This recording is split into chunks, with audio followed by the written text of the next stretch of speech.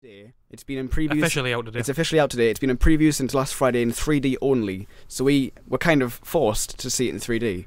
We wouldn't have would we have chosen 3D if we had the choice? Because people have been building this up quite a lot. Well, I mean, they did say it was a 3D event of the year. And that's like that's enough for me. Poster spiel, isn't it? Like so, trailer yeah, spiel. The Walk, directed by Robert Zemeckis, obviously massively famous director from Back to the Future, which they don't quote on the posters. You were saying because maybe it's not similar to this. I think it's kind of more focusing on, like you've got Castaway. Yeah, Castaway, another what one else of his was big mentioned? films. But that films, Forrest Gump. Yeah, films of that sort of of that age.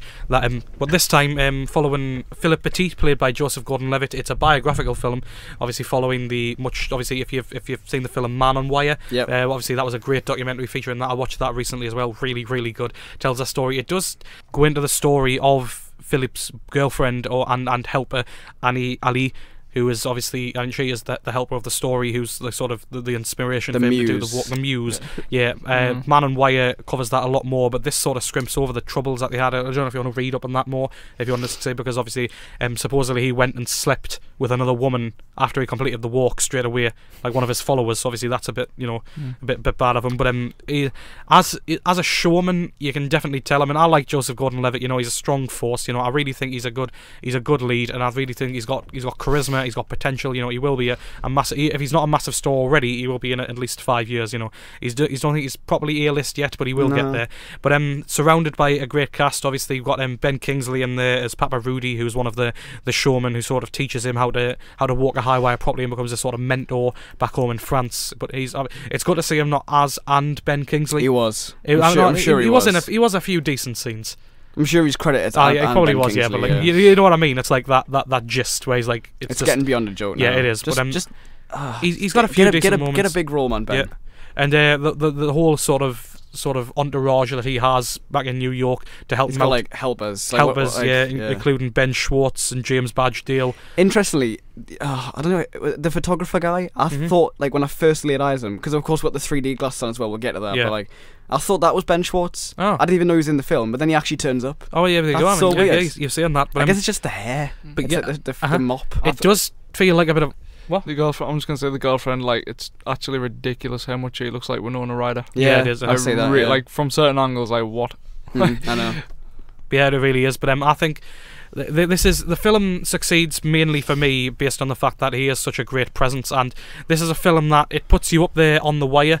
Like, I know a few people have said that Man on Wire told the story of the wire. This puts you up there on the wire, which is what you don't really get that opportunity to be hanging between two of the tallest towers, well, the two tallest towers at that time in the world, and experience that and experience the fear and the vertigo of that, and feel like, well, let's not drop here, let's not die. Did you feel the vertigo? Yeah, like, a little bit. Yeah, it gets you a little bit. The point of view shots definitely got me. The looking down, yeah. And it did feel like a heist film quite a lot of the time. Obviously, there's like a classic soundtrack in there. It's a good soundtrack, and obviously that's mixed in with the fact where they've got to like basically case the bank, but this time they've got to case the towers and go upstairs and like obviously find out how they're going to hang the wire between the two towers. And obviously, there's a lot of sort of character building in the start where you get to know Philippe and how much of a showman he is. And Joseph Gordon-Levitt is really good, and the cast are good around him. But I think the story's just a bit.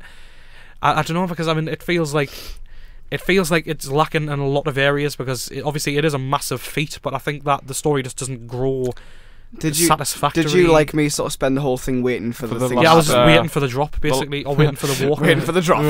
Yeah, essentially. Yeah, it just sort of chugs along, doesn't it? But when it gets there, it's great, because you really do get the feeling of being on a high wire that high up, and you really do get to experience just the fear and the emotion and the cold air. It's a really good use of 3D, and I'm glad I saw it in that just for that. But I mean, apart from that part, obviously there is a few cheap 3D tricks in there, like there's a dropping wire and that sort of goes in your face. It should be remembered it's a PG, so it's essentially a family film. There's got to be those kind of things too. But while I did like Joseph Gordon-Levitt and I did like the cast around him, I did like Annie.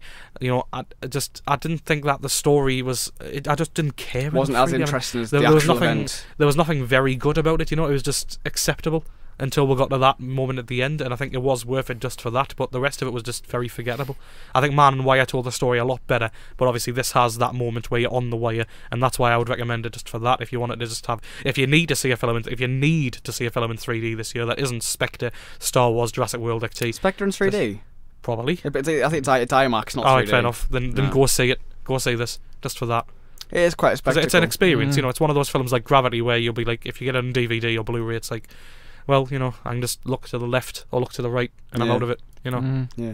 Joe, were you convinced? Pretty much the same thing. Story-wise, didn't really feel interesting. Really did kind of just pace along until the last 20-30 minutes. That's Yeah. all. That's all I was kind of waiting for. You just sit and wait, don't you? That's all you kind of get the feel of. It just feels like setting everything up, which I mean that's what it is, but it doesn't really do anything. Sense, it's literally set up. That's literally it. Like it doesn't do anything else besides that, which I guess maybe it can't really, which is fair enough. But yeah, last 30 minutes. That's all you need to really see it for. I would say that's it. 3D.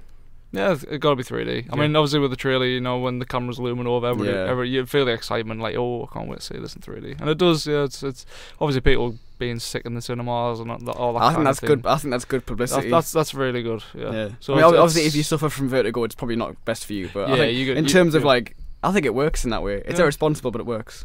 Yeah. Everybody wants to see the film, not being people sick. I mean, that's going to be a big attraction. Adds to the experience, smell-o-vision. Yeah, it's like a communal experience. 4D. You know? 4D. Smell-o-vision, the tingle. I remember that. Before we move on, all these someone I hadn't anticipated before seeing it was like 2 pairs of glasses. Obviously, me and you wear glasses. I'm experienced with that now. I couldn't. It's comfortable. I think, you know. It wasn't that comfortable. I still think we need like 3D goggles, because like even though we have the glasses on, that and still like you can still kind of peer around. Swimming in it. There was mention last week. Swimming in the 3D. A few people who got in touch said they've got the little clip-on ones. They might be worth investment. But do you have to buy them like at the store? No, you'd have to buy them from somewhere else and just clip them on yourself. I don't know. Because having the 2 pairs on like 2 sets of arms. Obviously, on we've seen ears. a couple of 3D films this year. I don't see enough 3D films to like. No, me neither. This was your first in Shrek 2. Yeah, something like that. And that was the red and blue, wasn't it? Yeah. This is your first time with the actual like. I was trying to remember what real recent. D. I mean, I saw Avengers and Iron Man 3 in 3D. I saw Exodus in 3D. I don't know, I mean, it's here to stay, so I guess if they keep utilising it in new ways like this, you know, it's hanging on a high wire, that's a new experience, you know, then keep doing it, but don't be schlocky, like so many have tried.